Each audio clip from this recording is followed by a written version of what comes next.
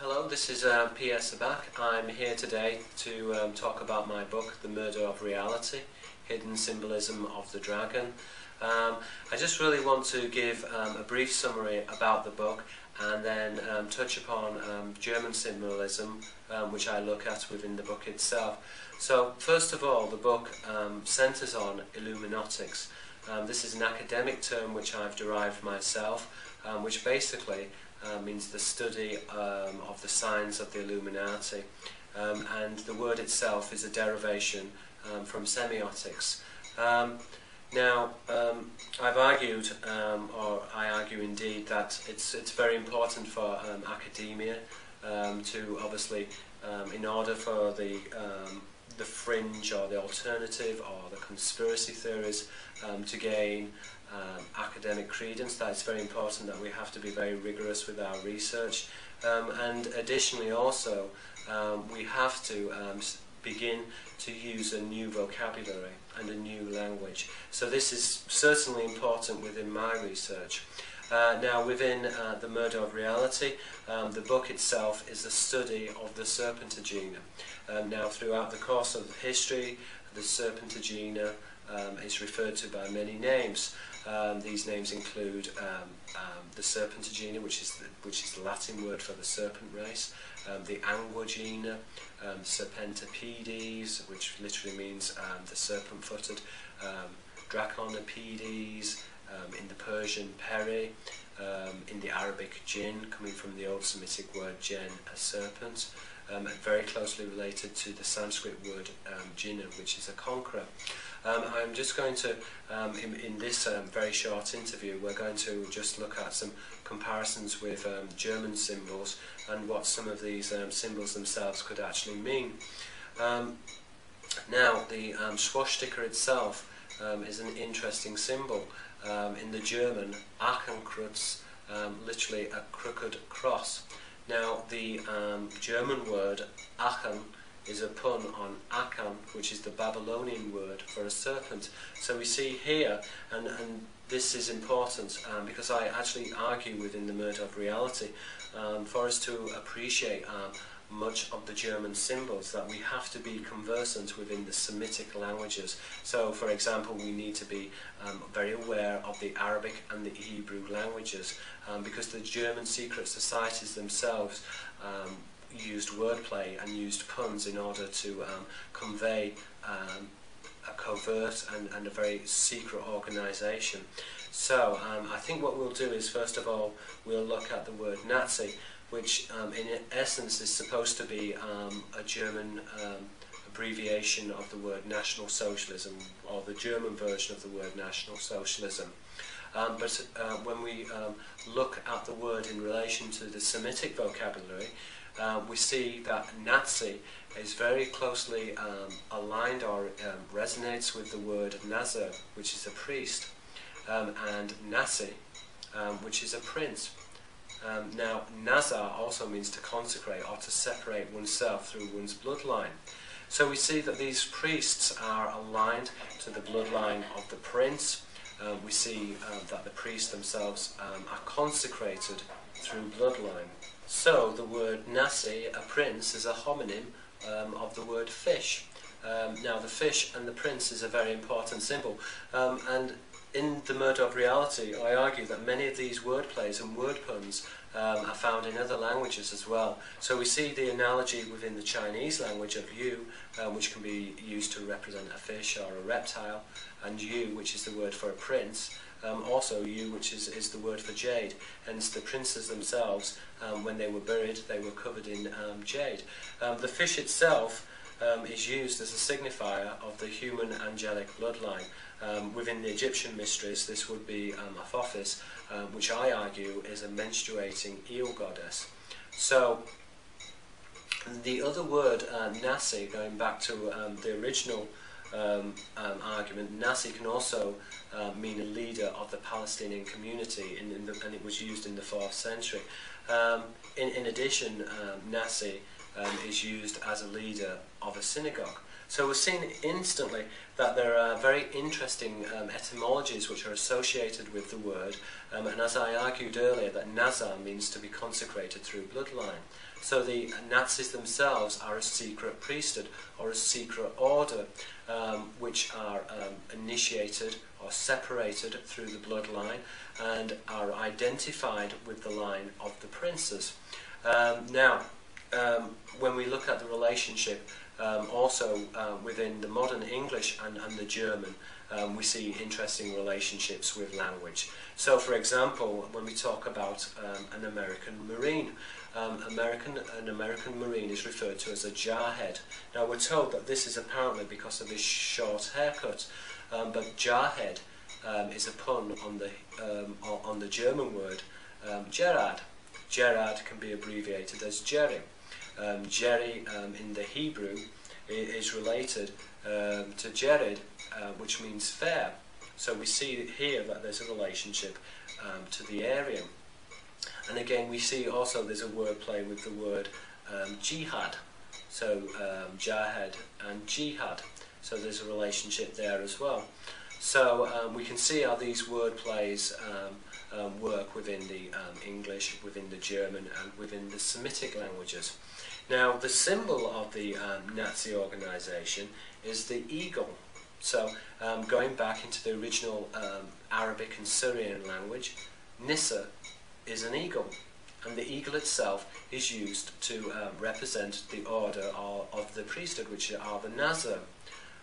Now, interestingly, the eagle in the Assyrian traditions is connected to Ashur, which is the Assyrian god, sometimes represented by the eagle.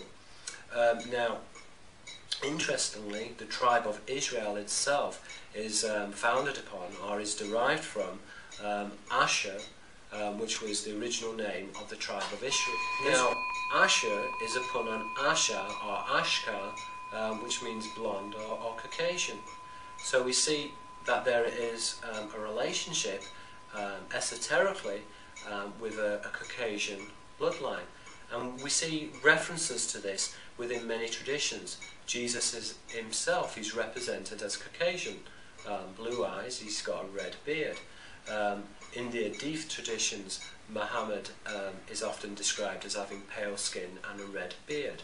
In the earliest traditions of the Quran, in the Turkish editions, Moses is often described as being pale or having a ruddy complexion. So, these symbols are very important in order to understand. I argue that there are further word plays with, let's say, with the word Auschwitz, which in the Hebrew, Auschwitz is spawn. This, I infer, relates to the spawn of the dragon.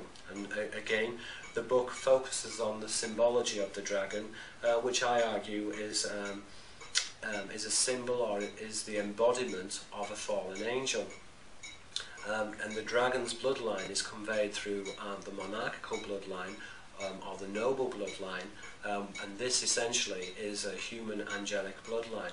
And the monarchs of the ancient world and the modern world are used as the mediators between heaven and earth. Now, trying to link some of these word plays together, we see that the Nazi priesthood was later assimilated by Nasser. Now, Nasser is an intentional pun. So we see the combination of the Nissa eagle. Now, remember, in the original Arabic, Nissa is an eagle, but is also a homonym of the word vulture, because the vulture is a symbol of death, and it's operating as a dual signifier. So we see that there's a relationship between the eagle, which is Nissa, and Nasi, which is a fish. So there's a close relation, and therefore the logo of NASA utilizes the eagle and the fish. These are esoteric signifiers. And so I argue within my book, and within the book, The Murdoch Reality, I only touch upon German symbolism, and this is an area of study within itself.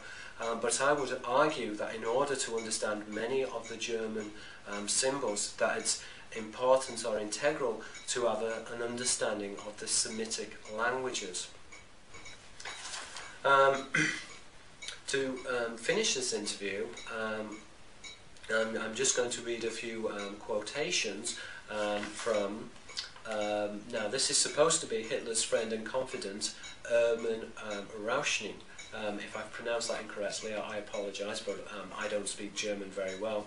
Now, obviously, Erman has obviously been contested. Some scholars say that these are genuine accounts. Other scholars argue that essentially these are fake accounts. At one level, I don't think this matters so much, because I think what is important here is that we're dealing with information which is highly esoteric and which is highly nuanced. So I'm just going to read out quotes which are apparently which are originated from the Führer. So these are the quotes. We do not want to do away with inequalities between men, but on the contrary, to increase them and make them into a principle protected by impenetrable barriers. What will the social order of the future be like? Comrades, I will tell you, there will be a class of overlords, and after the rank and file of party members in a hierarchical order, and the great mass of anonymous followers, servants and workers in perpetuity, and beneath them, again, all the conquered foreign races, the modern slaves, and over and above all these there will reign a new and exalted nobility of whom I cannot speak of, but all of these plans the ordinary militant member will know nothing of. Does that sound familiar? Because we could definitely argue with the placement of the European Economic Union, which is highly undemocratic. We can see that this structure or this placement is being manipulated. Now, some people would say that this is obviously highly paranoid, but is it? Because when we look at the American Congress building, we see the double axe fascia sign. The fascia sign, the double axe, is a symbol of the fascists. If we look at the Conservative Party, they have a flaming torch, which in the Latin is fascis. The fascist torch is obviously a symbol of the Illuminati, but is also a symbol of the fascists. So I would argue that these symbols are everywhere. I'm going to read out a couple of more quotes. Those who see in National Socialism nothing more than a political movement know scarcely anything of it. It is even more than a religion. It is the will to create mankind anew. And many of the acts and the political structures which are being put into place is definitely a move to create something which is different. And we can even argue that the attempt to even discredit the government and maybe to create something which is new, and we have to be very, very careful, because if we're not careful, we are going to move into a false utopia in which the revolution that we think that we've had is an illusion. That does not mean I myself advocate peace. I believe that we should, obviously we should obey the laws of the land. But I also think that if we are asked to do things which are immoral, such as fighting for the country or using our bodies as a weapon, that this is immoral, and that if the country asks us to do something which is immoral and it is wrong, then we should not do this. And I think that this crosses over into many, many different boundaries. Let's say, for example, with the case of microchipping. Yeah, if you feel that if you feel that is wrong, then you should not acquiesce with that. So I think that this is very important. I'm going to just read the last quotation. I will tell you a secret. I am founding an order. There is one dangerous element, and that is the element I have copied from them. They form a sort of priestly nobility. They have developed an esoteric doctrine, not merely formulated, but imparted through the symbols and mysteries in degrees of initiation. Don't you see that our party must be of this character, an order of a secular priesthood? Again, the word priesthood crops up, and I think with the etymologies with Nazis, we actually see that this is a secret order and a secret priesthood. Now, if you want to find out more information about symbols of the Nazis, then I suggest that you go to my website at pierresabak.com. That's spelled S-A-B-A-K, P-I-E-R-R-E sabak.com. And if you're interested in purchasing my book, The Murder of Reality, Hidden Symbolism of the Dragon, then again go to my website, pierresabak.com, and follow the links. In addition, I am currently writing a book called Codex and Riddles. This book should hopefully be ready by 2011 in the summer or in the autumn, and this is examining the traditions of the riddle within the mystery schools, and it is designed as a textbook of deconstructing techniques of the symbol and looking and analysing the symbol, and importantly giving the general public the tools in order to empower themselves to be able to read the symbols, so that they themselves can go out, can deconstruct the symbols, and that we can empower ourselves and also add to this growing body of knowledge in terms of what the symbol means, and in terms of how we define illuminatics, and in terms of writing about this and being very aware of what these symbols themselves mean. Okay, thank you very much.